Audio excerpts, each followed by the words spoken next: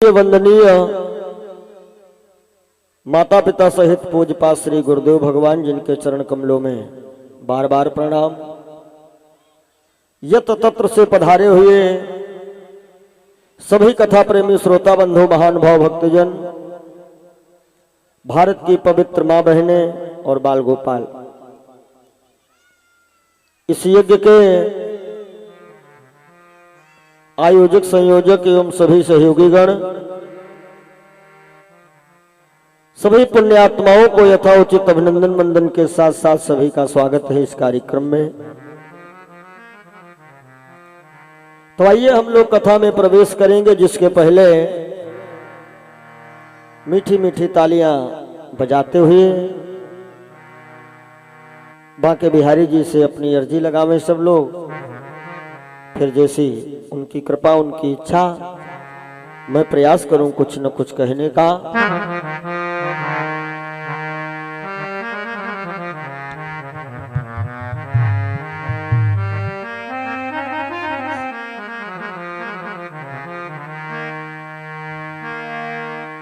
बोलो बांके बिहारी लाल की जय हो।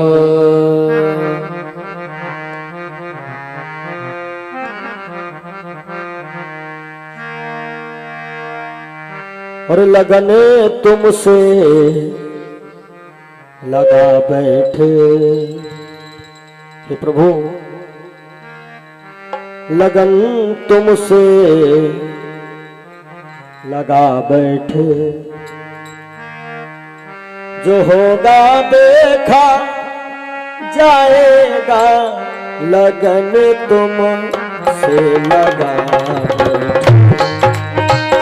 होगा देखा जाएगा, लगन तुमसे लगा बैठे, होगा देखा जाएगा, लगन तुमसे लगा बैठे, लगन तुमसे लगा बैठे, जो होगा देखा जाएगा, लगन तुमसे लगा बैठे, होगा देखा जाएगा, लगन तुमसे लगा बैठे,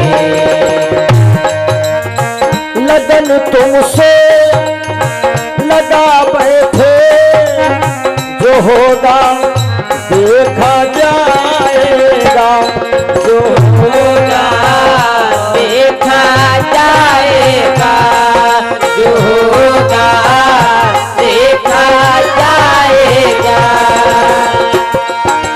लगन तुमसे लगा बैठे, जो होगा देखा जाएगा, जो होगा देखा जाएगा, जो होगा देखा जाएगा, जो होगा देखा जाएगा, हो तुम्हें अपना बना बैठे, हे हो ताली की सेवा करेंगे सब लोग, मीठी मीठी ताली बजाएंगे। तुम्हें अपना बना बैठे, जो होगा देखा जाएगा, तुम्हें अपना बना बैठे, होगा देखा जाएगा, तुम्हें अपना बना बैठे,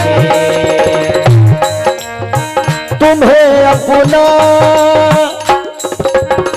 बना बैठे, जो होगा देखा जाएगा, जो होगा देखा जाएगा, जो होगा देखा जाएगा, तुम्हें अपना बना बैठे, जो होगा देखा जाएगा, जो होगा देखा जाएगा, जो होगा देखा जाएगा,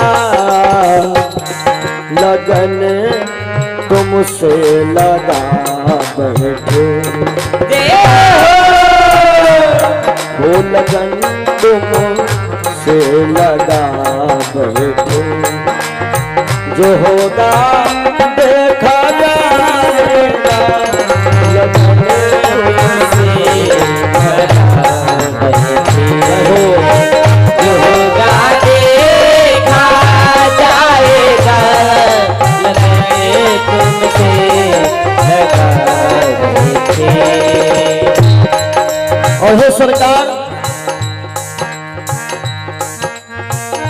कभी दुनिया से डरते थे तो छुप छुप याद करते थे, तो छिप छिप याद करते थे, तो छिप छिप याद करते थे।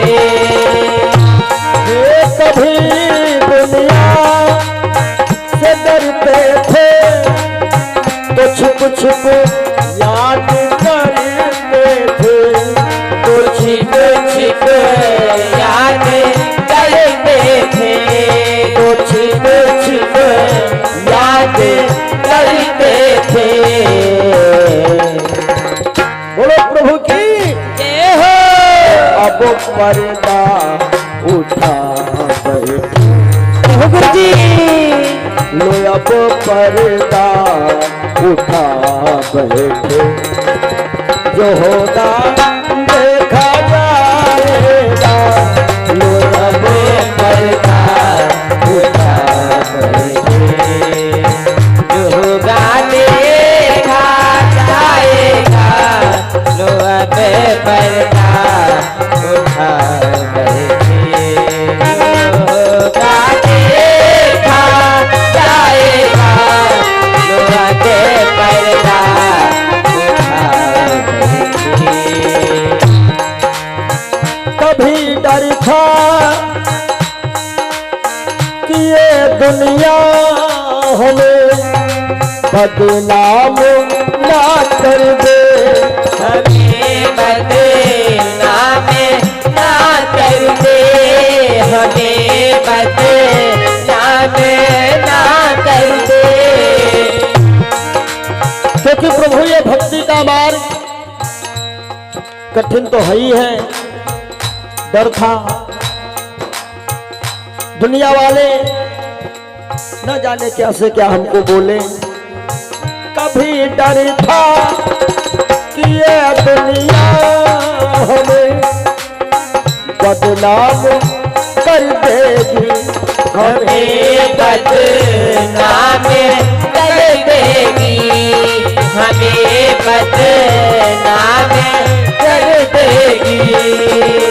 कभी डर था कि यह दुनिया हमें बदनाम कर देगी, हमें बदनाम कर देगी, हमें बदनाम कर देगी। हमें बदनाम कर देगी, शर्मो सब बेच खा बैठे। जय हो। बोलो श्याम प्यारे की जय हो। शर्मो सब बेच खा बैठे, जो होगा देखा जाएगा, शर्मो सब बेच खा बैठे, होगा देखा जाएगा, शर्म सब दिखा देंगे। होगा देखा जाएगा, शर्म सब दिखा देंगे। शर्म सब बेच खा बैठे, जो होगा देखा जाएगा, जो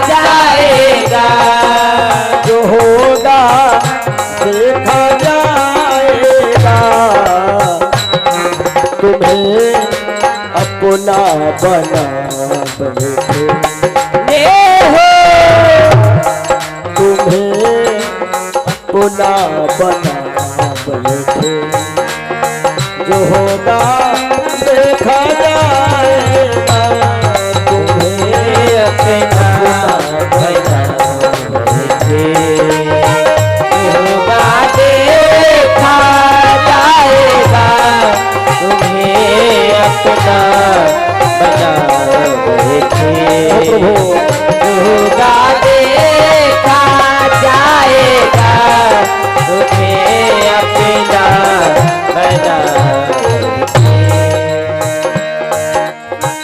दीवाने बन गए तेरे, तो फिर दुनिया से क्या मतलब, तो फिर दुनिया से क्या मतलब, तो फिर दुनिया से क्या मतलब, से क्या मतलब, दीवाने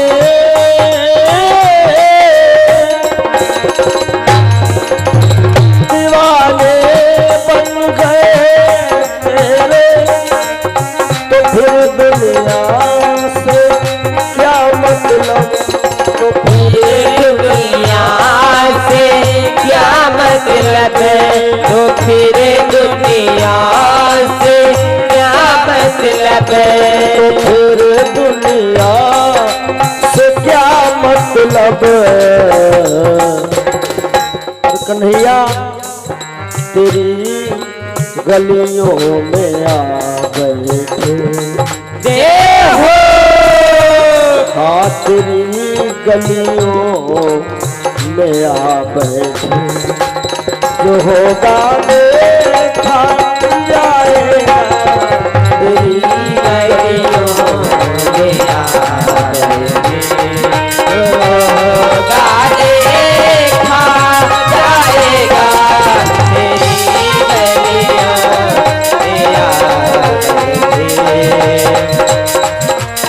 तेरी गलियों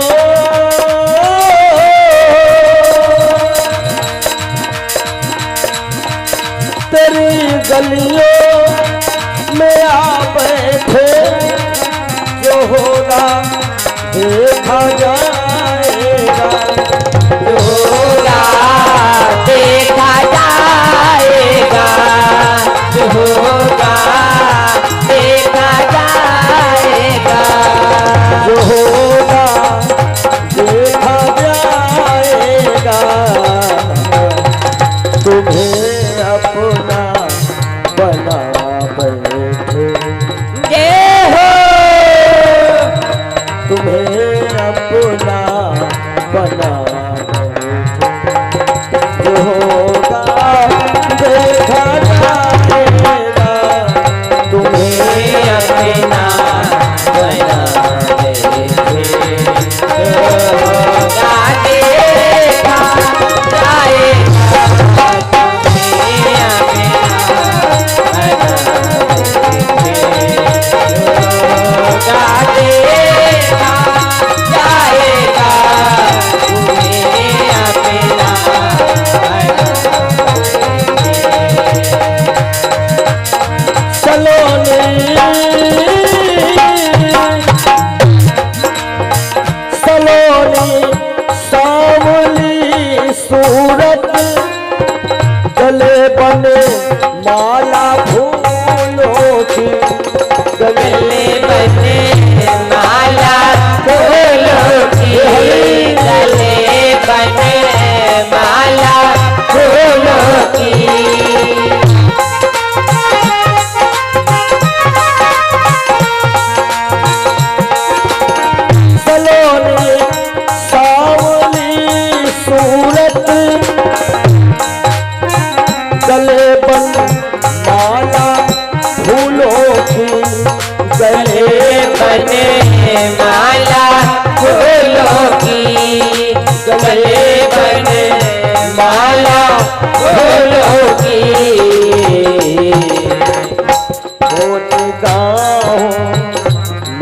बसा बैठे देहो निगाहों में बसा बैठे जो होगा देखा जाएगा निगाहों में बसा बैठे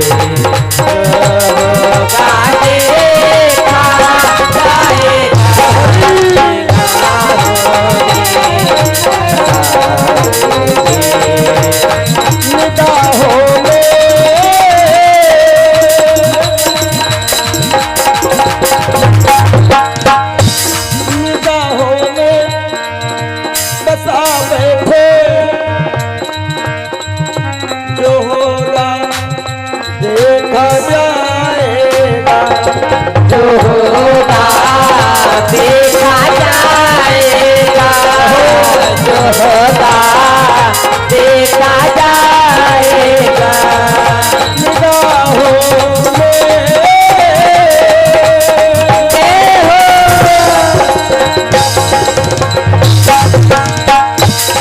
निगाहों में बसा बैठे जो होगा देखा जाएगा जो होगा देखा जाएगा जो होगा देखा जाएगा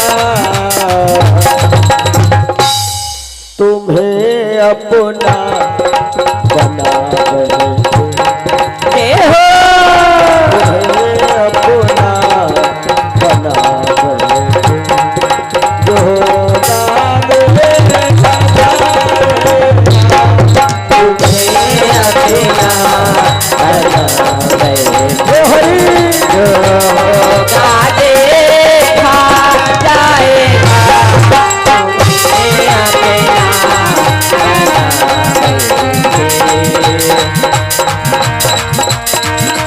तुम्हें अपना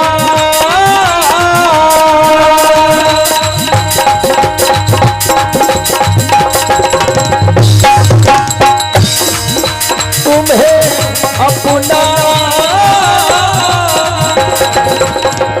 बना बैठे जो होगा देखा जाएगा जो होगा देखा जाएगा जो होगा देखा जाएगा जो होगा देखा जाएगा जो होगा देखा जाएगा तुम्हें अपना बना बैठे जय हो गुरु जी तुम्हें अपना बना बैठे जो होगा देखा जाएगा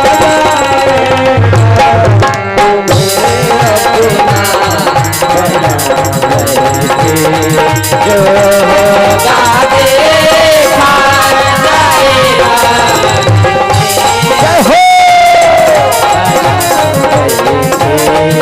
होगा देखा जाएगा तुम्हें अपना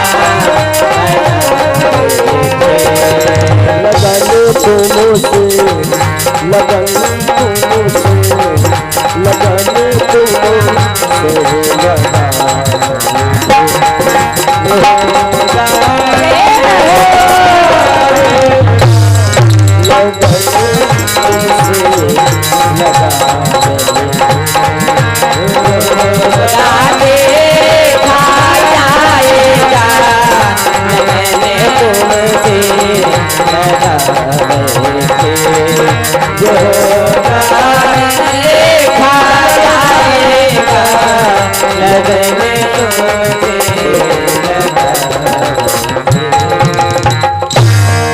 बोलिए सांवरिया सेठ की जय हो, जय बोलो खाटू नरेश की जय हो। श्रोताओं, दिन की बेला में आप सभी भक्तजनों ने ये सुना कि श्री परीक्षित जी वह मुकुट रख करके सर पे और शिकार करने के लिए जंगल को जाते हैं। उस जंगल में इनकी भेंट होती है महाराज कलियुग जी से। भैया निवेदन करेंगे आप लोग बैठ जाइए, यहां सामने न खड़े हो। हाँ, बोलो गोविंद भगवान की जय हो। देखिए जयकारे में सब लोग मुझ उठा करो, पैसे नहीं पड़ना है। बोलो यज्ञ पुरुष भगवान की जय हो। तो वहां पर इन्होंने एक ऋषि का अपमान किया। मध्याह्न बेला में आप सभी भक्तजनों ने यह सुना, परीक्षित जन्म और परीक्षित का नवलदे के साथ विवाह संपन्न हुआ। उसके बाद ये कलयुग के पहले राजा बने हैं। और फिर जब इन्होंने विभांडो ऋषि का अपमान किया, यानी मरा हुआ तक्षक इनके गले में डाला, तो विभांडो के पुत्र श्रृंगी ऋषि ने इनको श्राप दे दिया कि यही नाग ठीक 8वें दिन जिंदा होगा और उसी राजा को डसेगा जिस राजा ने हमारे पिता के गले में इसको डाल रखा है। विभांडो ऋषि जब समाधि छूटी तो इन्होंने अपने बेटे श्रृंगी ऋषि से कहा, बेटा जिस राजा को तुमने श्राप दिया है ना, वह राजा श्राप देने योग्य नहीं था। अरे ये तो सब आनाकानी जितनी रही सब कलयुग की रही। परीक्षित तो ऐसा सुंदर अच्छा राजा है, बकरी भेड़ सिंह सब एक ही घाट पे पानी पीते हैं। हाँ, रही मेरे अपमान की बात, ये संगति का असर पड़ गया भाई। विभांडो ने अपने बेटे श्रृंगी ऋषि को समझाया कि बेटा बेटा उन नरपति को और यह श्राप न हरगिज देना था। बेटा बेटा उन नरपति को ये श्राप न हरगिज देना था। बेटा बेटा उन नरपति को ये श्राप न हरगिज देना था। बेटा बेटा उन नरपति को यह श्राप न हरगिज देना था। मौके से शिक्षा दे करके हो, मौके से शिक्षा दे करके यह क्रोध शांत कर लेना था। मौके से शिक्षा दे करके ये क्रोध शांत कर लेना था। मौके से शिक्षा दे करके ये क्रोध शांत कर लेना था। देखिए, तीर जबान से वो बात जुबान से, तीर कमान से, जीवात्मा शरीर से निकल गई तो निकल गई। बोले पिताजी अब क्या हो सकता, मैंने श्राप तो दे ही दिया है। तो लोमस ऋषि कहते हैं, बेटा जैसे गंगा की धारा रोकी तो नहीं जा सकती है, हाँ यदि प्रयास किया जाए तो उसकी दिशा जरूर मोड़ी जा सकती है। तो परीक्षित जी के पास ये खबर भिजवाई गई कि तुमको तक्षक नाग डसेगा, तुम मर जाओगे। एक बात याद रखें सब लोग, जो व्यक्ति सर्प के काटने से मर जाए, कुआं में डूब के मर जाए, जहर खा के मर जाए, ऐसे व्यक्तियों को जो है ना मोक्ष नहीं मिलती है। अब परीक्षित ने विचार किया, जब सर्प डसेगा, पक्का ही पक्का डसेगा, तो हमें मोक्ष नहीं मिलेगी। इसलिए अपने बेटे जन्मेजय को तुरंत तिलक करके गद्दी पर बिठाया, यानी कलयुग के दूसरे सम्राट परीक्षित के सुपुत्र श्री जन्मेजय जी हुए। और परीक्षित खुद ही एक लंगोटी बांध लिए, हाथ में कमंडल लेके चल दिए। अब कई लोगों ने देखा कुछ साधु महात्मा, ये सब इनके पीछे पीछे। महाराज क्या हुआ, बात क्या है? परीक्षित ने कहा बात यही है कि हमें कुछ आत्मज्ञान हो गया। कैसा? जरा तू सोच, मन मूर्ख की दम का क्या ठिकाना है, निकल जब रूह जाएगी, न अपना है न बेगाना है, न भाई है न बंधु है, न कोई आसिया अपना। जरा तुम गौर से देखो तो मतलब का जमाना है। एक दिन मटिया में सबही के श्रृंगार हुई। ये भजन हमने बहुत पहले गाया था चेतावनी भाग 1 में। अब इस बात पे ध्यान तो सबका है, सबको पता है मरना है, और सब जानते भी हैं मरना है, सबको पता है एक दिन मरना है। लेकिन भैया हमने ये देखा है चाहता कोई नहीं है मरना। हम खुद नहीं चाहते हैं, दूसरे का है बता। मैं जानता हर कोई है मरना है, कुछ कहते भी हैं, चाहते नहीं हैं। कुछ क्या, जैसे कुछ बूढ़े लोग हैं, अब मान लिया औलाद इस परेशान, पूत जो है कपूत निकल गया। अब बूढ़े लोग क्या कहते हैं, भगवान हमो बुलाए लो का ठौर नहीं। सुबह ये कहते हैं सुबह, और पता लगे शाम का बना कालरा, तो डॉक्टर से क्या कहते हैं वह बूढ़े, डॉक्टर साहब अब के कैसे बचाए लो, हम यहाँ तो नांग जाई बस। मरो को चाहते हैं, को नहीं। क्यों? ये देह और इसमें बसे प्राण, ये दोनों हम लोगों को बहुत प्रिय हैं। साथियों, महाराज परीक्षित कह रहे हैं कि आज हमें ज्ञान हो गया, किसी दिन खाक के अंदर हमें भी घर बनाना है, और किसी के सामने हमको ये अपना मुंह दिखाना है। बहुत पाला, बहुत धोया, समझकर देह को अपना, ये शरीर अपना समझ लिए, मगर अफसोस इसको भी यहीं पर छूट जाना है कि आएगा जब रे बुलावा हरि का, छोड़ के सब जग जाना पड़ेगा। आएगा जब रे बुलावा हरि का, छोड़ के सब जग जाना पड़ेगा। आएगा जब रे बुलावा हरि का, छोड़ के सब जग जाना पड़ेगा। नाम हरि का जपले बंदे, नाम हरि का जपले बंदे, फिर पीछे पछताएगा। हो आएगा जब रे बुलावा हरि का, छोड़ के सब जग जाना पड़ेगा। आएगा जब रे बुलावा हरि का, छोड़ के सब जग जाना पड़ेगा। आएगा जब रे बुलावा हरि का, छोड़ के सब जग जाना पड़ेगा। वहां ना चला है वहां ना चलेगा, बहाना किसी का याद रखो। तो परीक्षित जी गंगा के किनारे आके बैठ जाते हैं। एक कथा में मैंने सुना कि ढेर सारे ऋषि महात्मा सब एकत्रित हो गए। अब ये चर्चा चलने लगी कि भाई ये किस लिए आए हैं।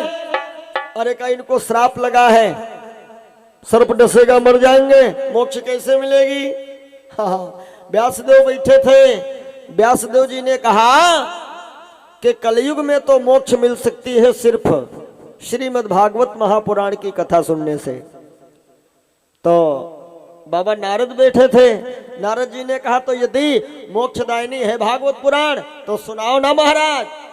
तो व्यासदेव जी ने कहा हम तो लेखक हैं, कथावाचक तो है नहीं। तो नारद ने कहा इतने बैठे हैं महात्मा लोग, किसी को भागवत ही नहीं मालूम। पाराशर जी ने कहा नहीं भैया किसी को नहीं मालूम, भागवत कथा मालूम है हमारे पोते को, तो बुलवाइए ना। पाराशर जी ने कहा बुलवावें क्या, जब उनका कोई पक्का पता हो कहाँ है, वो तो जब से पैदा हुए तब से घर है नहीं आए। अच्छा आज का समय था नहीं, आज का समय तो ऐसी कृपा भगवान की है कि सुबह यदि दिमाग में बात आ जाए भागवत सुने कहे, सामयिक पंडित जी हाजी कहो तुमका तख्तो न लावे पड़े। अब बड़ी सुविधा है, तब बड़ी समस्या। तो बाबा नारद ने पाराशर जी से कहा यदि मान लो ढूंढ ली जाए उन्हें तब। तो पाराशर जी ने कहा ढूंढे अगर जो मिल गए तो फिर अत्ता जल्दी हुई कथा सुनाओ एबो न करी। बाबा नारद ने कहा अरे आएंगे कैसे नहीं। पाराशर जी ने कहा सुनो नारद, सब पे तुम्हारा जादू चल जाता है लेकिन उन कथावाचक पे जादू नहीं चलेगा, मेरा पोता है वो। कहा पहले ये बताओ जब से पैदा हुए तब से आए क्यों नहीं घर। कहा सुनो,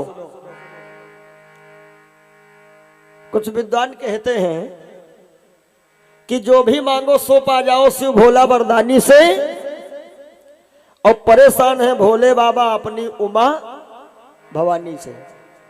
काहे जब देखो तब नई बात, महाराज आज यह शंका है, महाराज कल वह शंका है।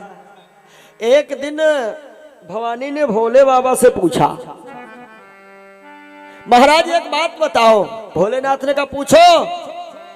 कहा पहले यह बताओ महाराज जब से पैदा भे तब से मरे कई बार। भोले बाबा के लगा आज हो तुम होने की बात पूछो हमसे। भवानी ने कहा हम कब हम मरते तुमको देखबे नहीं की। हमें तो यूं लागत है कि आप अमर है मैं मर जाती और लेती जन्म दोबारा। हम पैदा होइत मर जाइत, पैदा होइत मर जाइत और ब्याही तुम हिंग जाइत। आप अमर है मैं मर जाती और लेती जन्म दोबारा, और युगो युगो का साथ भोले हमारा तुम्हारा तुम्हारा हमारा। युगो युगो का साथ है हमारा तुम्हारा हमारा तुम्हारा। युगों का साथ है हमारा तुम्हारा तुम्हारा हमारा।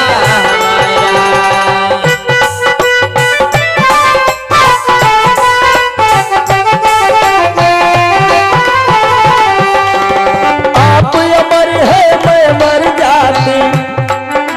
भैया राम जी भवानी कह रही भोलेनाथ से आप अमर है मैं मर जाती लेती जन्म दोबारा। युगो युगो का साथ भोले हमारा तुम्हारा तुम्हारा हमारा। युगो युगो का साथ है हमारा तुम्हारा हमारा तुम्हारा। जरा देर ठहरो राम हो, जरा देर ठहरो राम, तमन्ना यही है अभी हमने घर के देखा नहीं है। अभी हमने घर की देखा हरी अभी हमने देखा है। जरा देर ठहरो राम, तमन्ना यही है अभी हमने भर के देखा नहीं है। अभी हमने भर के देखा नहीं है। जरा देर ठहरो भगवान हो, जरा देर ठहरो भगवान, तमन्ना यही है अभी हमने भर के देखा अभी हमने भर के देखा नहीं है। अभी हमने भर के देखा। बोलो सच्चे दरबार की जय हो। भोले बाबा ने कहा भवानी उम्र हमारी भी निश्चित है। ब्रह्मा विष्णु महेश, अरे क्या हम आप लोग सबकी उम्र निश्चित है।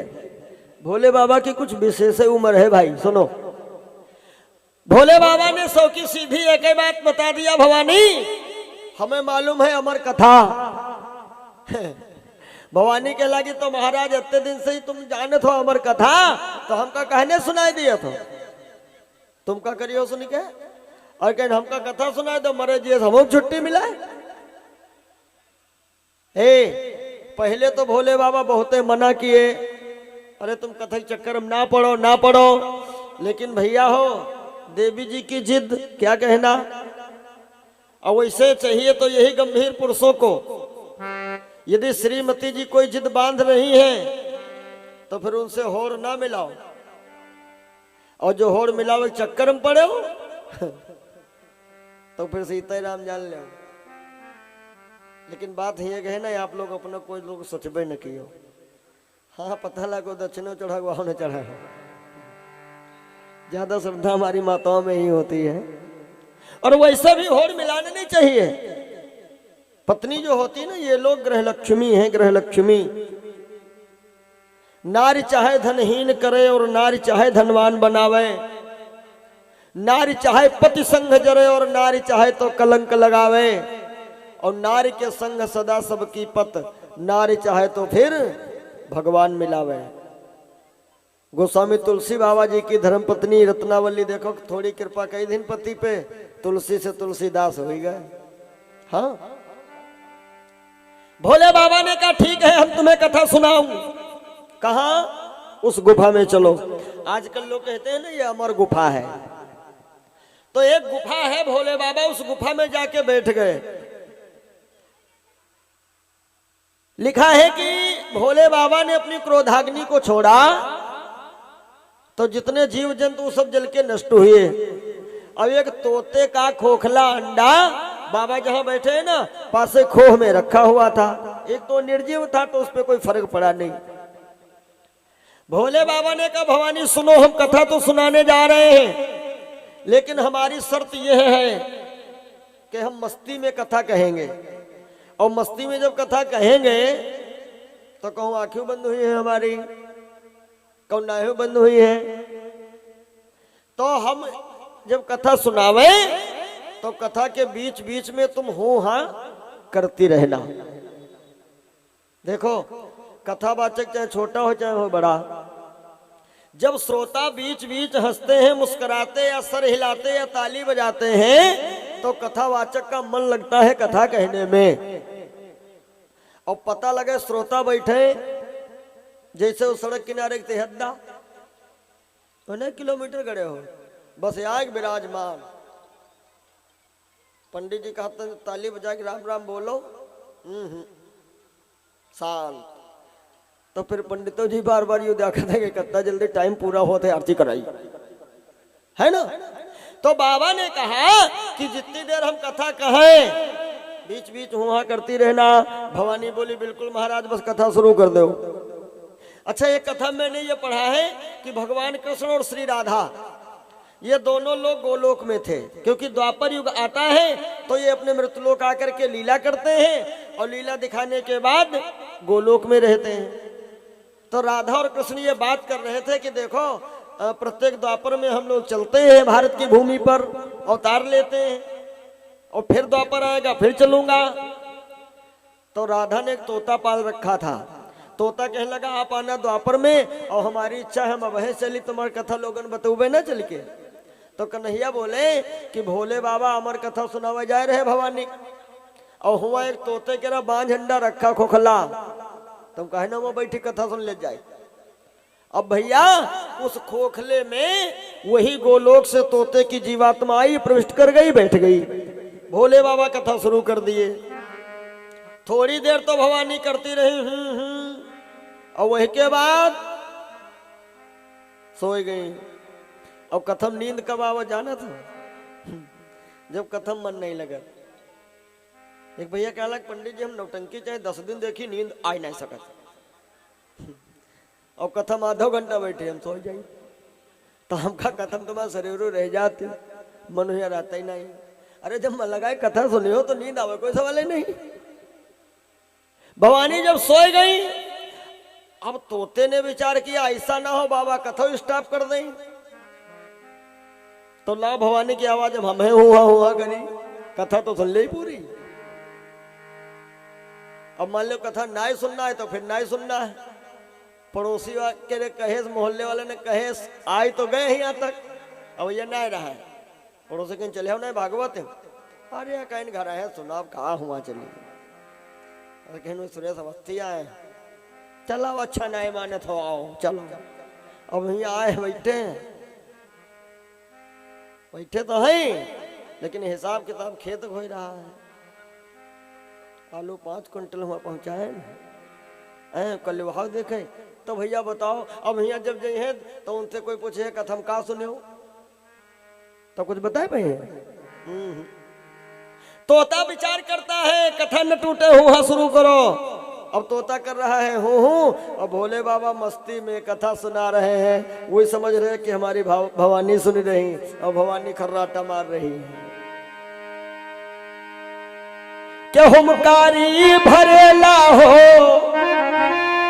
सुगन हुमकारी भरेला,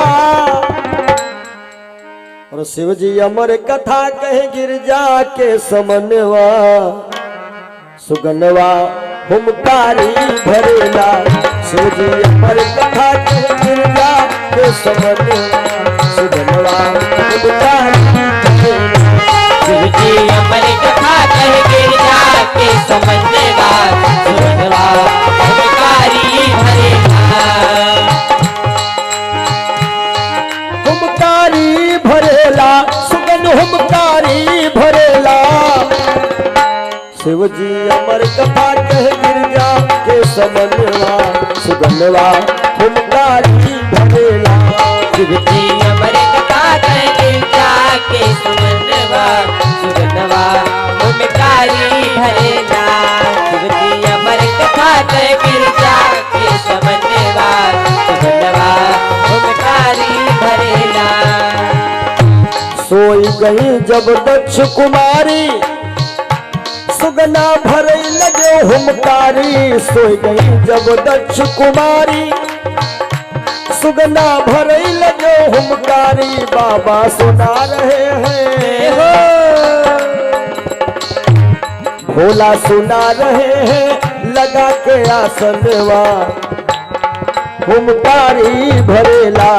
शिव जी अमर कथा के गिरजा के समनवा, सुगनवा हुमकारी भरेला। शिव जी अमर कथा के गिरजा के समनवा, सुगनवा हुमकारी भरेला। अब भैया क्या हुआ, धीरे धीरे कथा समाप्त हो गई। और कथा समाप्त होने के बाद लगभग 2-4 दिन बीत गए। तब भवानी जागी कि महाराज फिर क्या हुआ। भोले बाबा कह लगा अब कुछ बाकी रहेगा। अरे कथा समाप्त भाई 2 दिन हो गए। भवानी के महाराज कितने दिन कथा चली। तो एक जगह लेख मिला है कथा भोले बाबा ने भवानी को 12 वर्ष सुनाई थी। 12 साल भवानी के महाराज हम तो 1 महीना बाद सोई गई रहा। चुप रहो, यदि तुम सो रही थी फिर हुंकारी कौन भर रहा था। भवानी बोली महाराज हम कसम खा जाए हमें कुछ नहीं पता। भोले बाबा ने अपने गणों को बुलाया, चलो इधर आओ। क्या है महाराज, कहा पता लगाओ ये हुंकारी लगाने वाला कौन। जैसे गढ़ लगे ढूंढने तोताराम भाग पड़े। सुगना तीन लोक मोह जाई, कुटिया प्यास मुनि की पाई। सुगना तीन लोक मोह जाई, कुटिया प्यास मुनि की पाई। सुगना तीन लोक मोह जाई, कुटिया प्यास मुनि की पाई। 3 लोकों में तोता भागता रहा और गण पीछा करते रहे, कोई सहायता देने वाला नहीं मिला। आखिर में व्यास देव महाराज जी की आश्रम पर यह तोता पहुंच गया। भैया वहां का दृश्य क्या है देखें। सुगना तीन लोक मोह जाई, कुटिया प्यास मुनि की पाई। हो सुगना तीन लोक मोह जाई, कुटिया प्यास मुनि की पाई। कह पर व्यास मुनि की कह पर व्यास मुनि की पत्नी कर स्ननवा। सुगनवा हुमकारी भरेला। शिव जी अमर कथा कहे गिरजा के समझेवा, सुगनवा हुमकारी भरेला।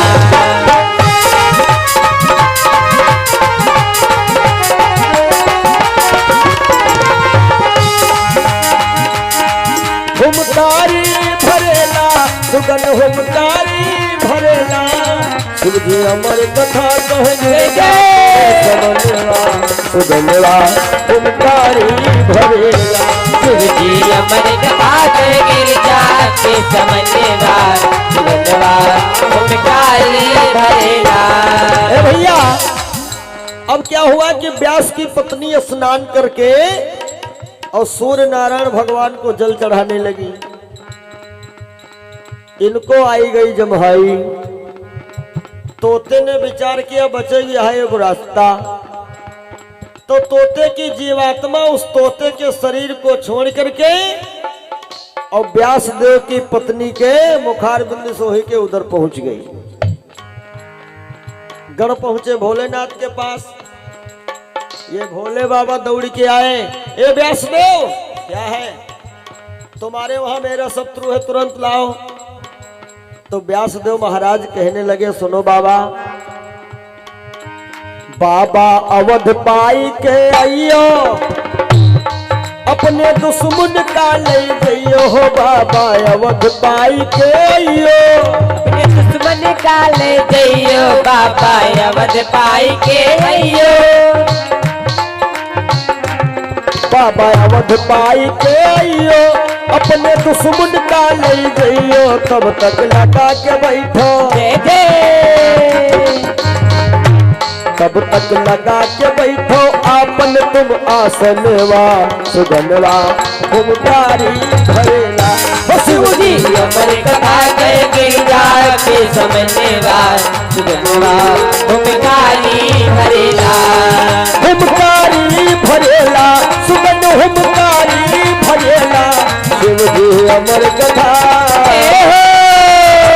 शिव जी अमर कथा गिरजा के समन्वया सुगंधवा हुमकारी भरेला।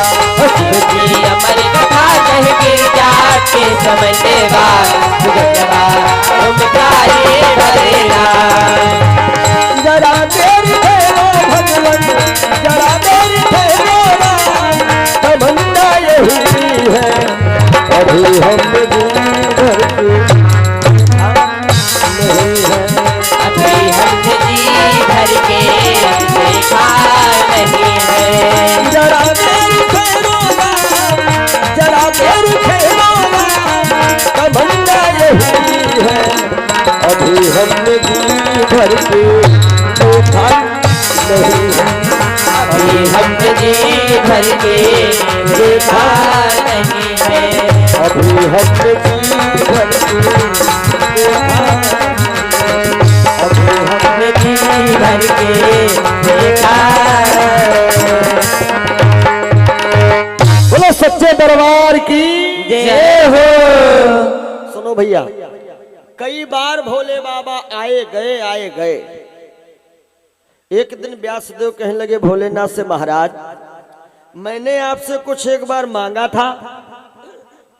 भोले बाबा ने कहा आपने हमसे मांगा था पुत्र, तो जाओ व्यासदेव अब यही आशीर्वाद या प्रसाद के रूप में पुत्र आप ले लीजिए। तो एक कथा मैंने ये लिखा पाया है भैया कि व्यासदेव तो बड़ा प्रसन्न है कि हमारी पत्नी के गर्भ से पुत्र होगा। और समय कितना हो गया, 1 साल 2 साल 3 साल 4 साल 5 साल।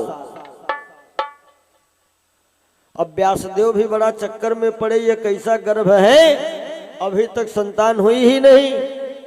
तो उस कथा में आया है कि धीरे धीरे भैया 12 साल हो गए ना, 12 साल।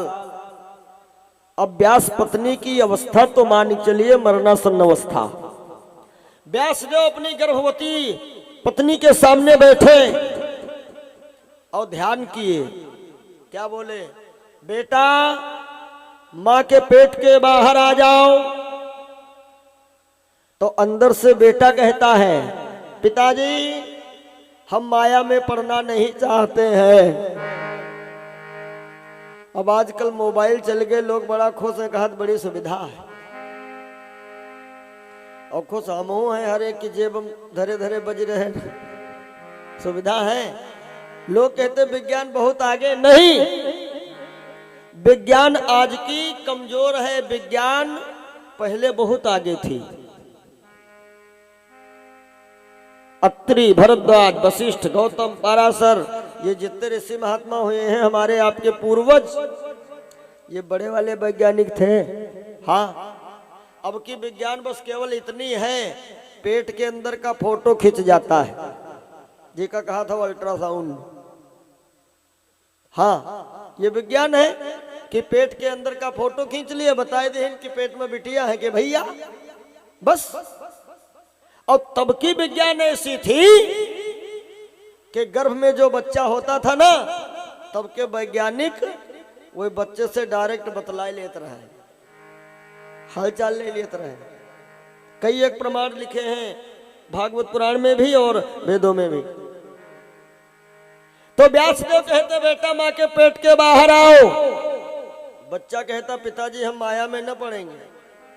तो कहा बेटा माया में नहीं पढ़ी हो तो कहा अपनी महतारी जीव चाहत हो, 12 साल हो गो पेटे। बच्चा कहता मैं माया में पढ़ना नहीं चाहता हूं। हमारी तुम्हारी कहानी क्या है, जैसे बंदर। और कुछ लोग कहते रहे कहा बताइए कैसे भजन करियो, माया जाल हमका छोड़त नहीं। हम कहते गलत कहा था, माया जाल हमें तो छोड़ दे, माया थोड़ा हमें तुम्हें पकड़े, हम तुम खुद माया पकड़े हम हैं। अब कह रहे थे माया हमें नहीं छोड़े। अब तो नए नए उपकरण चल गए हैं, नहीं तो पुराने समय में बुजुर्ग लोग जानते हैं, पुराने समय में शिकारी लोग आते थे बंदर पकड़ने। बंदर पकड़ने तो कैसे पकड़ते थे, एक सुराही में चना भर के बगिया में रख दिए। अच्छा, सुराही पेट होता है बड़ा और मुंह होता है छोटा। बंदर आया, देखा चना तो मुंह छोटा है ना सुराही का, तो खाली हाथ बंदर का सुराही के अंदर पहुंच गया। और अंदर वही जब हाथ पहुंचा तो अंदर भरी मुट्ठी चना की, और जो खींचे लगे तो सुराही मुंह होते छोटा, खाली हाथ तो गवा अंदर। अब मुट्ठी बंद है तो कैसे बाहर निकल जाए। तो बंदर का सोचत है सुराही हमारा हाथ पकड़े। तो बंदर सुराही से कहा तेरे छोड़ो हमका, ये जनते ना कि मुट्ठी हमें बंद करें। शिकारी लोगों ने देखा कि जब ऐचा खैंची मचाए रहे समझ ले मुट्ठी बंद। शिकारी आए, बंदर के ऊपर पहले जाल डाल दीन, को बढ़िया बांध ली ना, और फिर का कीन उठाइन डेढ़ हाथ डंडा। और जो हाथ उमर है सुराही के अंदर वही हाथे मारी धार से, और जैसे डंडा लगा तो मार झंझना गया तो मुट्ठी भंड खुल गई। अब मुट्ठी तो खुल गई, हाथों बाहर। अब जाए तो कहा जाए, अब तो जाल में फंसे। यह कथा हमार तुम्हार, हम तुम कहते माया नहीं छोड़े तो हम कहते माया हम तुम नहीं छोड़ी। और जौन दुनिया मुट्ठी खुली तो फिर मुट्ठी खुले का फायदा, तले तो हो वारंट बन के आए जा। मुट्ठी खुली, जो माया भरम जाल हुआ था ना, ये पत्नी मेरी है, वो दादा हमारे हैं, बाबा हैं, मैं उनसे प्रेम करता उनसे करता, ओम बंकाय नमः, दान पुण्य बंकाय नमः, कैलो बंकाय नमः। अर्जुन दिन मरी गयो, लड़का फुटकर रुपया तुम्हारी लहा थे फेंके हैं, कहीं दम हो उठाओ 2 रुपया ले जाओ।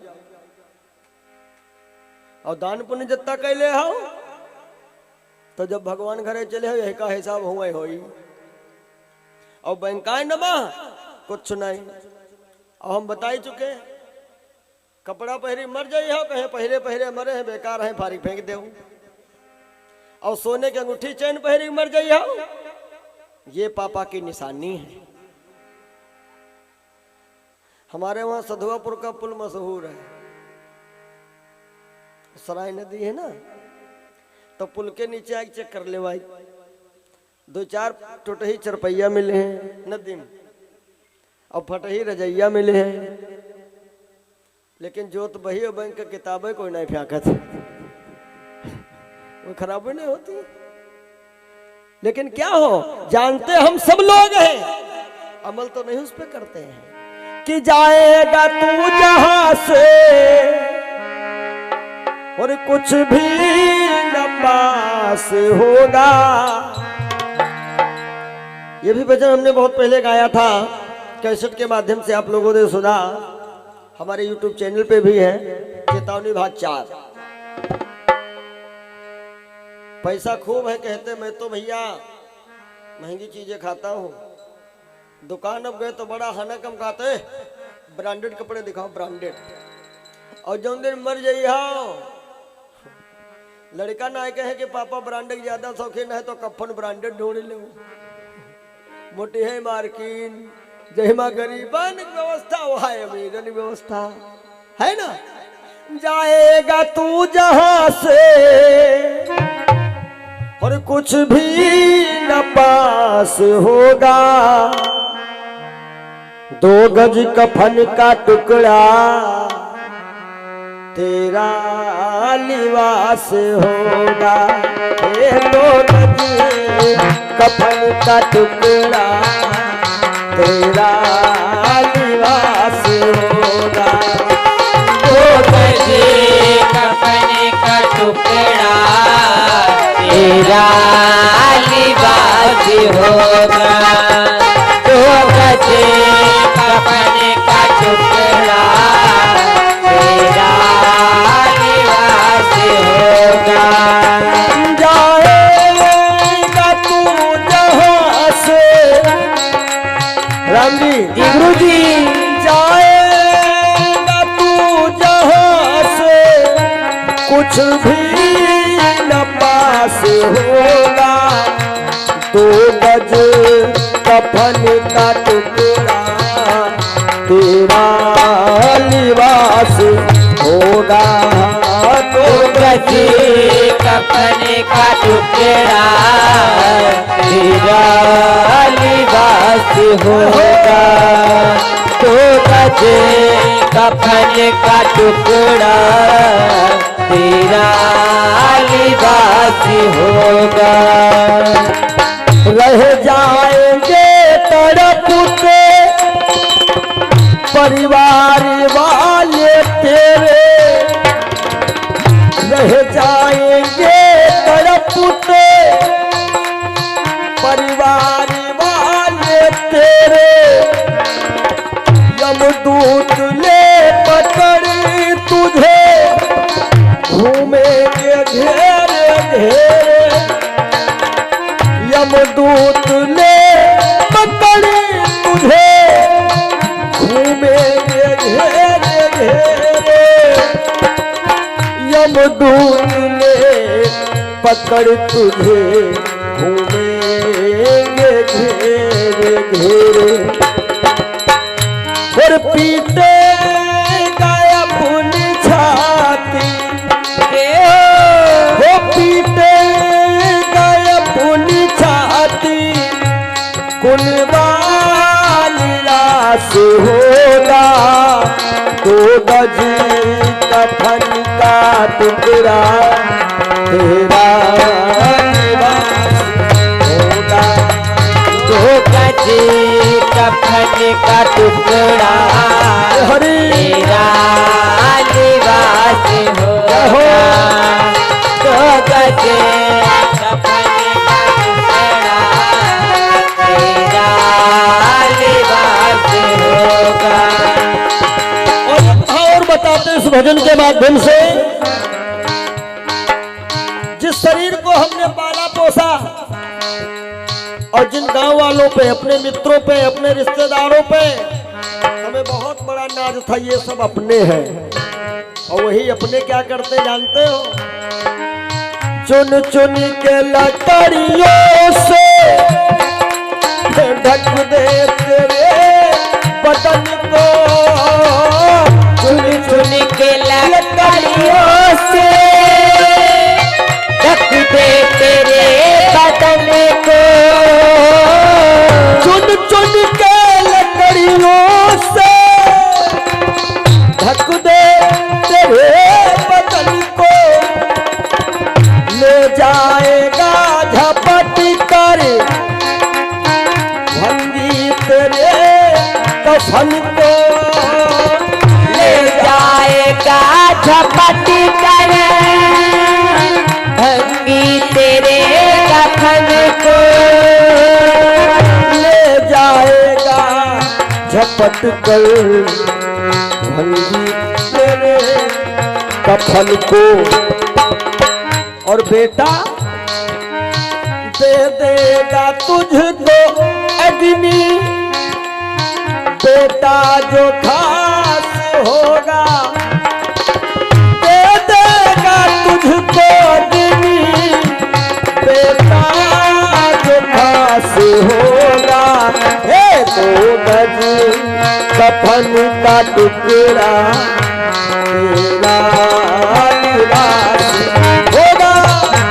तो गजे कफन का टुकड़ा तेरा निवास होगा।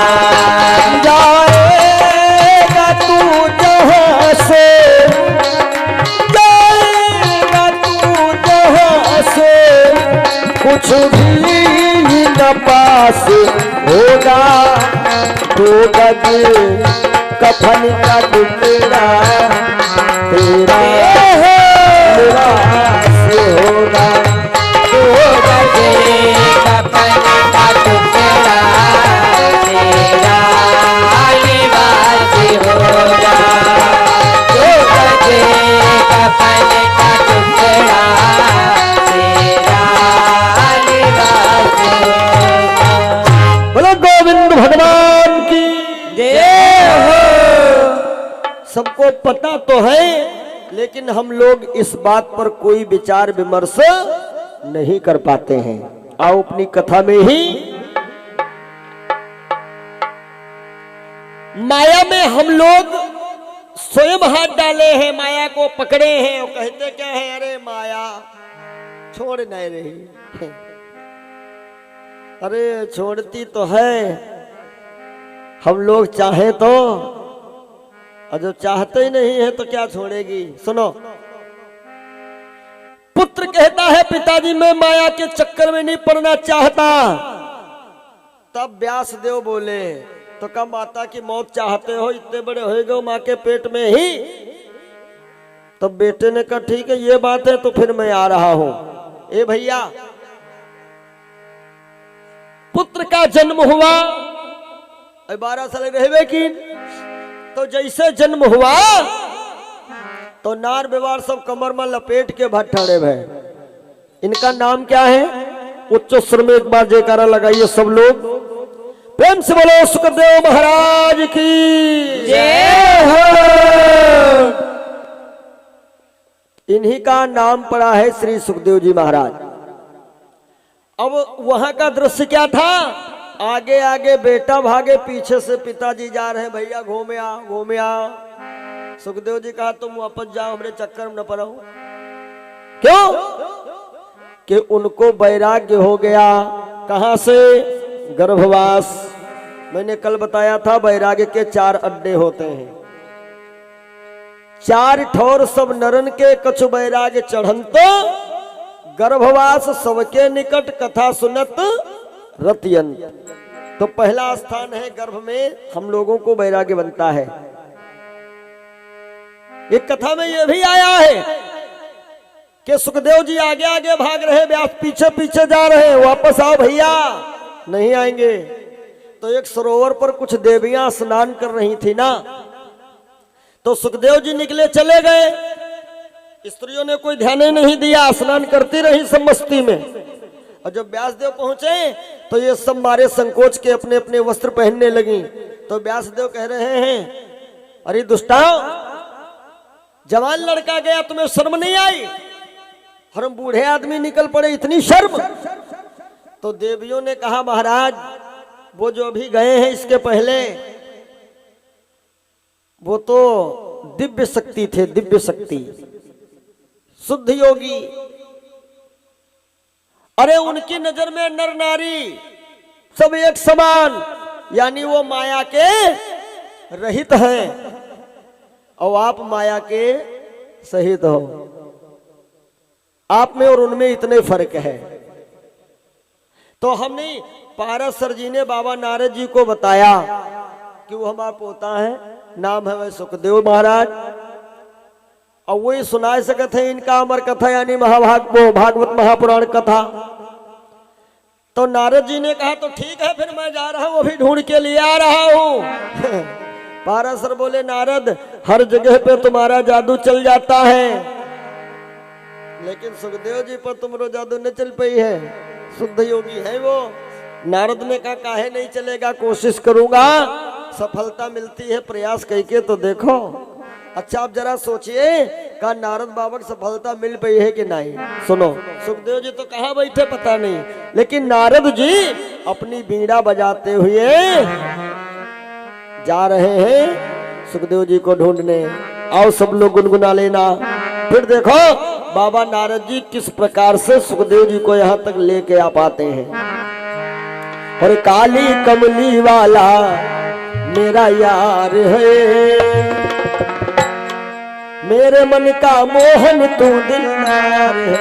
ओ, काली कमली वाला मेरा यार है, यार है, मेरे मन का मोहन तू दिलदार है। ओ, काले कमले वाला मेरा यार है, यार है, मेरे मन का मोहन तू दिलदार है। तू मेरा यार है, मेरा दिलदार है। ओ तू मेरा यार है, मेरा दिलदार है। तू मेरा यार है, मेरा दिलदार है। काली कमली वाला, काली कमली वाला मेरा यार है, यार है, मेरे मन का मोहन तू दिलदार है। काले कमली वाला मेरा यार है, यार है, मेरे मन का मोहन तू दिलदार है।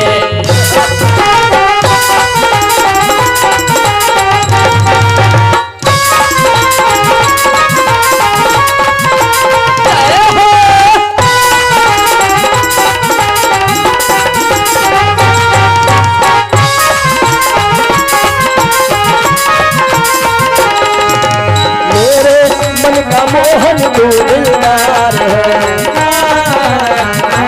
कमली वाला मेरा यार है, यार है, मेरे मन का मोहन तू दिलदार है। कमली वाला मेरा यार है, यार है, मेरे मन का मोहन तू दिलदार है। गोविंद भगवान की जय हो। नारायण नारायण करते बाबा जा रहे हैं, अचानक इनकी नजर पड़ी एक जंगल में एक बाबा बैठे हैं। और कैसे बाबा, कोई दाढ़ी वाले लंबे बाबा नहीं, दिगंबर अवस्था में। वो कौन बैठा है? ये प्रथम कथावाचक रहे, परम विद्वान, परम श्रद्धेय, बोलो सुखदेव महाराज की जय हो। सुखदेव जी महाराज बैठे दिगंबर अवस्था में, माने नग्न। बाबा नारद ने देखा, पहचान लिया कि होलिया तो वही है जो बताई है महात्मा, लेकिन अब ऐसे इनसे कौन सी बात कहें जो कथा सुनावे तुरंत चल दे। देखो नारद जी का दिमाग देखो। नारद जी पहुंच गए एकदम करीब सुखदेव जी के, और क्या बोले, नारायण नारायण। ओहो, सुखदेव जी ने देखा, कहा नारद आइए आइए बैठिए। नारद बैठ गए। और कुशलता बताइए। नारद बोले कुशलता नहीं महाराज, पूछो, हमें एक प्रश्न है। सुखदेव ने कहा अरे बाबा, आपका प्रश्न हम हल करें? अच्छा चलो बताओ क्या है। नारद ने कहा महाराज अभी हम आ रहे थे तो अचानक हमने एक दृश्य देखा। कौन सा दृश्य? कहा हमने देखा एक कुआं था, ठीक है, और कुआं के पास एक भाई साहब बैठे थे, ठीक है, और इतने में एक अंधा आदमी आया। और महाराज वो अंधा आदमी कुआं में टुब से गिर के मर गया। तो प्रभु हमें एक बात ये बता दीजिए कि जिन्होंने अंधे को डूबते हुए देखा उनके दोनों नेत्र रहे महाराज।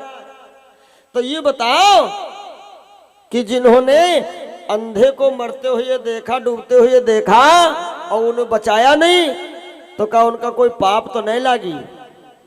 सुखदेव जी ने कहा सुनो नारद, जिसने अंधे की जान नहीं बचाई ना, वो बहुत बड़ा पापी है। क्यों? क्योंकि परहित सारी सो धर्म नहीं भाई, पर पीड़ा सम नहीं अधमाई, पर पीड़ा सम नहीं अधमाई, पर पीड़ा सम नहीं अधमाई, पर पीड़ा सम।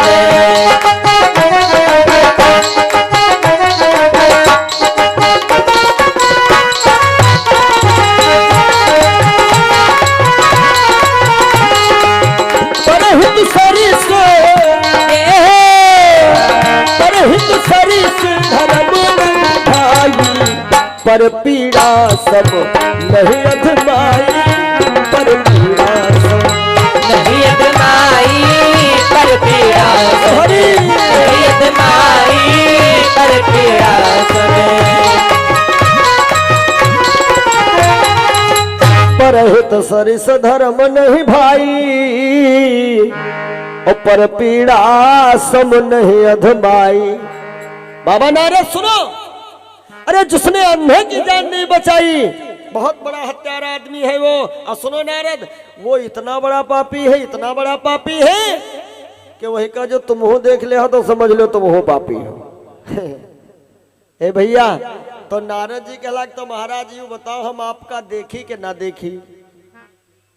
सुखदेव जी महाराज एकदम चौंक पड़े, कहा यू का बता रहे। नारद जी ने कहा कि परीक्षित को श्राप लगा है, तक्षक नाग डसेगा, वो मर जाएंगे, मोक्ष मिलेगा नहीं। और कलयुग में मोक्ष की दातार, मोक्ष की देन को श्रीमद् भागवत महापुराण माने अमर कथा। और महाराज वह अमर कथा तुम्हें है मालूम, अगर जो परीक्षित जी को ये अमर कथा सुना दे हो तब तो बच गए, माने अंधे की जान बचाना। और जो कथा सुनाई हो नहीं तो जो उन पर योजना लागू हुआ है तुम पर योजना। सुखदेव बैठे रहे, फटत खड़े हो गए, कहला तुम कहां से ढूंढ लायो केस। नारद बोले बस गंगा किनारे पहुंचाऊ। नारद नहीं पहुंच पाए, सुखदेव पहले ठाड़े। पाराशर जी ने देखा है, पाराशर दौड़े, साष्टांग दंडवत प्रणाम किया। अब परीक्षित जी के दिमाग में टेंशन। परीक्षित बोले के बाबा तुम बूढ़े आदमी, अयो नंगे नंगे बच्चा हो, यही के तुम पाए छे रहे हो। पाराशर जी ने समझाया, राजन हम इनके शरीर को नहीं प्रणाम कर रहे, हम तो प्रणाम इनके ज्ञान को कर रहे हैं, ज्ञान को। सुनो, ये जितने रिश्ते नाते हैं, भाई है, भाभी है, चाचा चाची, दादा दादी, जो कुछ भी रिश्ते हैं, ये सब एक बनावटी खेल है। हम सब लोग बनावटी नाटक में अपना अपना रिश्ता, अपना अपना रोल निभा रहे हैं। और परमात्मा के वहां जब चलोगे ना, तो वहां पर ना कोई किसी का बाप है, ना कोई किसी का बेटा है। हम सब लोग एक ही पावर हाउस से, सबके अंदर बिजली दौड़ रही है। ईश्वर अंश जीव अविनाशी। भगवान यहाँ तो कहा थे, तुम घर वाले ज्यादा फूलत है, नाइट टाइम है, तुमका सत्संगम जाए, काहे दान करे हो, बैंक न वह कह लो, अयो समझ लियो। भगवान कहा थे कि जौने दिन तुम्हारे अंदर से अपना हम पावर निकाल लिए, ये घर वाले तुमसे कोई प्यार नहीं करिए, बस अपन पावर हम निकाल ले। और कौन पावर? यह जो बोल रहा, जो बोल रहा हमारे आपके अंदर, ये परमात्मा तो पावर बोल रहा है। और जौने दिन ये पावर भगवान निकाल ले अपन, तब का होई? वैसे पापा बड़े प्यारे हैं, और जो पावर निकल जाए तब जल्दी करो, बदबू आ रही है, तब कोई प्यार नहीं करी। हाँ, यदि पड़ोसी कहने भाई बीमा वाले 15 लाख मिलेगी, कहीं तो भागो लखीमपुर बर्फ लाओ फाटस, तब फिर प्यार करे लगे। सोच ले एक दिन दे के धोखा तुम्हें, और तेरे पिंजरे से पंछी निकल जाएगा, सोच ले एक दिन देख धोखा तुम्हें, तेरे पिंजरे से पंछी निकल जाएगा, सोच ले एक दिन देख धोखा तुझे, तेरे पिंजरे से पंछी निकल जाएगा। सोच ले एक दिन देख धोखा तुम्हें, तेरे पिंजरे से पंछी निकल जाएगा, तेरे पिंजरे से पंछी निकल जाएगा, तेरे पिंजरे से पंछी निकल जाएगा। और श्याम सुंदर बिना श्याम सुंदर तेरा जय हो, श्याम सुंदर बिना श्याम सुंदर तेरा, खाक बन करके मिट्टी में मिल जाएगा, श्याम सुंदर बिना श्याम सुंदर तेरा, खाक बन करके मिट्टी में मिल जाएगा, बिना श्याम सुंदर तेरा, खाक बन करके मिट्टी में मिल जाएगा। श्याम सुंदर बिना मैंने जो बोल रहा है, श्याम सुंदर बिना यह श्याम सुंदर तेरा, खाक बन करके मिट्टी में मिल जाएगा। इसलिए प्यारे परमात्मा को कतई ना भूलो, परमात्मा को कतई ना भूलो। कोई बात नहीं है, 24 घंटे में कम से कम 1 मिनट तो टाइम निकाल ले। क्यों? ये परमात्मा की कृपा है जो तुमका ये मानव शरीर बनाए यहाँ भेज दिन। और मान लो तनी नजर उनकी टेढ़ी होती, बनाए भैंसा भेजनी होती, लेके गन्ना फैक्ट्री भागो फटाफट। ये कृपा है उनकी, ये मानव शरीर मिला है।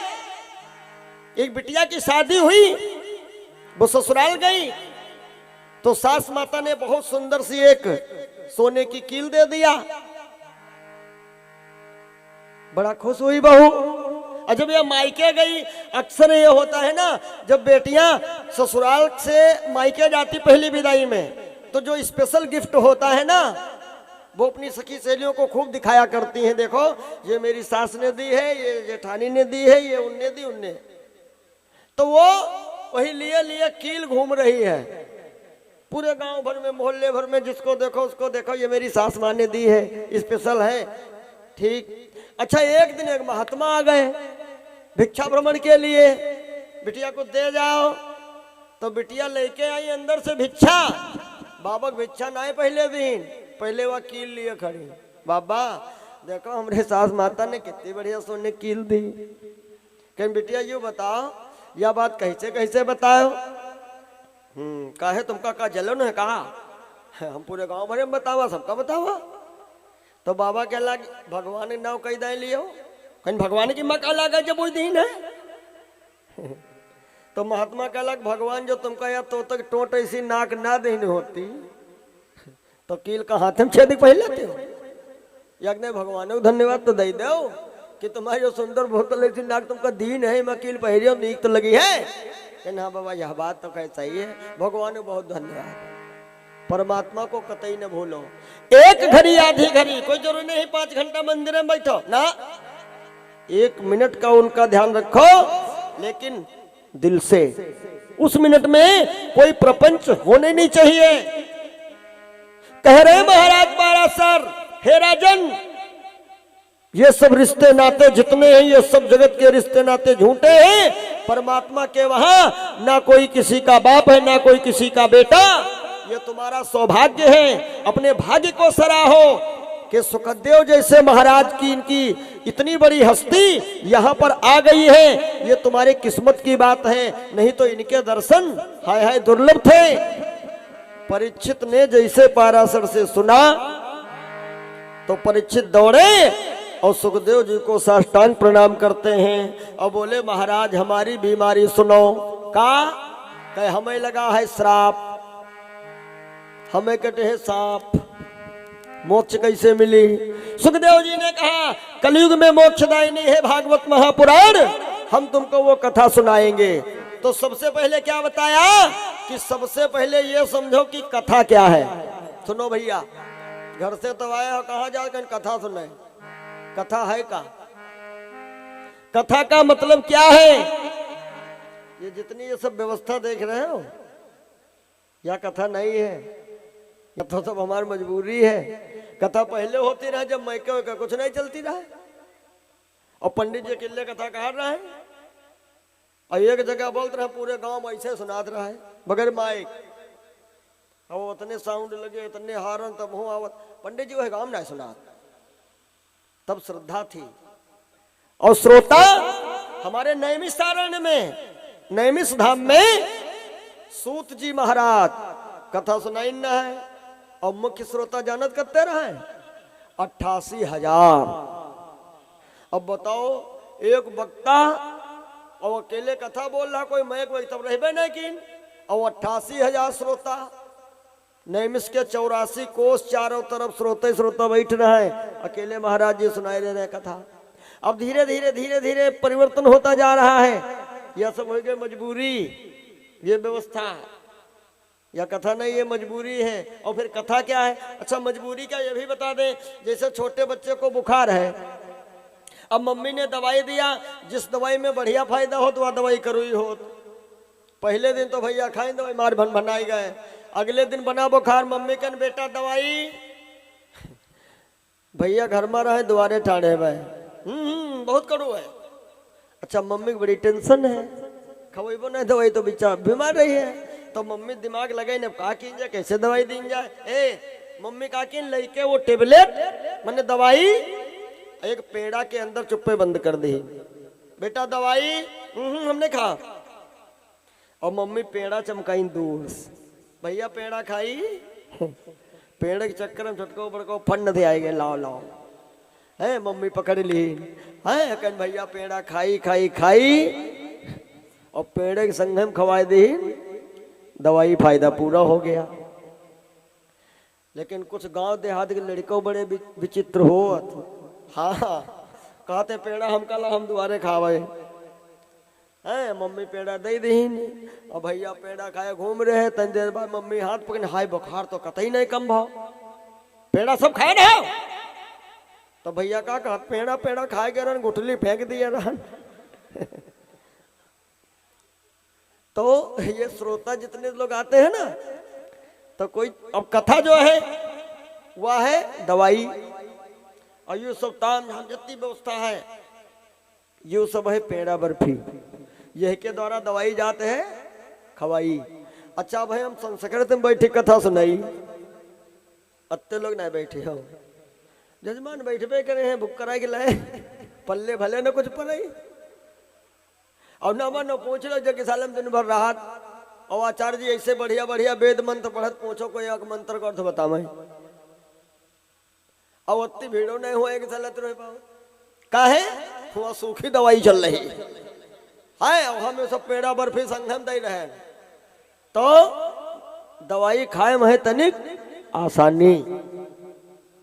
कथा जो है वो है दवाई, और ये सात संगीत जितना कुछ है यो है सब पेड़ा बर्फी, ये के द्वारा दवाई जा रही है खवाई। और अत्तो पेड़ा बर्फी संग हम दवाई ना खाई पायो तो फिर तुम्हारा कर्म खराब है ना। आदमी में अगर आदमी की तरह आदमियत ना आए तो वह क्या करे, और देने वाले ने दुनिया में हर चीज दी, अब भैया पाने वाला ना पाए तो फिर वो क्या करे। विशेष बात तो हमने यहाँ ये देखी, मानता हूँ सहयोग आप लोगों का है, मनोबल आपने बढ़ाया, नहीं तो मुख्य आयोजक जो बाबा राम मूर्ति जी हैं, हम तो उनको हनुमान कहते हैं, हाँ मोटरसाइकिल पे उड़ान भर देते हैं, बेचारे के हाथ नहीं है, फिर भी ये प्रभु कृपा है उनकी, और उन्होंने यहाँ व्यवस्था की। ये प्रोग्राम अकेले घर पे भी करवा सकते थे, यज्ञ क्यों करवाए? यज्ञ इसीलिए करवाए कि हमारे गांव का, क्षेत्र का, और जहां जहां तक ये धुआं उड़े सबका कल्याण हो, एक परोपकार की भावना है। और इतनी व्यवस्था इन्होंने जब कर दी, मैं कह रहा हूँ, सच कह रहा हूँ, यज्ञ में बहुत ज्यादा हम 1 दिन 2 दिन 3 दिन, बस 3 दिन के ऊपर यज्ञ में कोई बुलाते नहीं हमें, यहाँ तो 7 दिन की सेवा हम कर रहे हैं, तो ये भगवत कृपा है। और इतनी व्यवस्था इन्होंने की है, ये प्रभु कृपा है इन पर, और फिर भी आप लोग इसका आनंद लाभ ना ले पावे तो रामायण की वही चौपाई सिद्ध हो रही है। के सकल पदार्थ है जग माही, लेकिन कर्महीन नर पावत नाही। सकल पदार्थ है जग माही, कर्महीन नर पावत नाही। सकल पदार्थ है जग माही। सकल पदार्थ है जग माही, कर्महीन नर पावत नहीं। तो ये जो समय मिला है सब लोग इसका सदुपयोग कर लेना। लूट ना हो लूट लो, बिन दाम राम बिकात है। और उठ बजरिया जाएगी, अब रह गए दिन सात हैं। साथियों, कथा क्या है जरा देखो। सुखदेव जी ने बताया परीक्षित को कि कथा का मतलब क्या है, कि जिसको सुनकर कुछ ज्ञान न हो तो राजन व्यर्थ कथा है वो। जिसको सुने करे कुछ ज्ञान न हो, राजन व्यर्थ कथा है वो। जिसको सुने करे कुछ ज्ञान न हो, राजन व्यर्थ कथा है वो। जिसको सुनकर कुछ ज्ञान न हो ये तो राजन व्यर्थ कथा है वो। जिस कथा में तबीयत ही न लगे, जिस कथा में तबीयत ही न लगे, फिर कथा नहीं है व्यथा है वो। जिस कथा में तबीयत ही न लगे, फिर कथा नहीं है व्यथा है वो। कथा में तबीयत ही न लगे, फिर कथा नहीं है व्यथा है वो। यानी कथा का मतलब है कथा में सुनी हुई सारी बातें ना, तो कुछ बातें अपने जीवन में हम उतारें, कुछ परिवर्तन आ जाए जीवन में, मानो हमें कथा का असली फल मिल गया।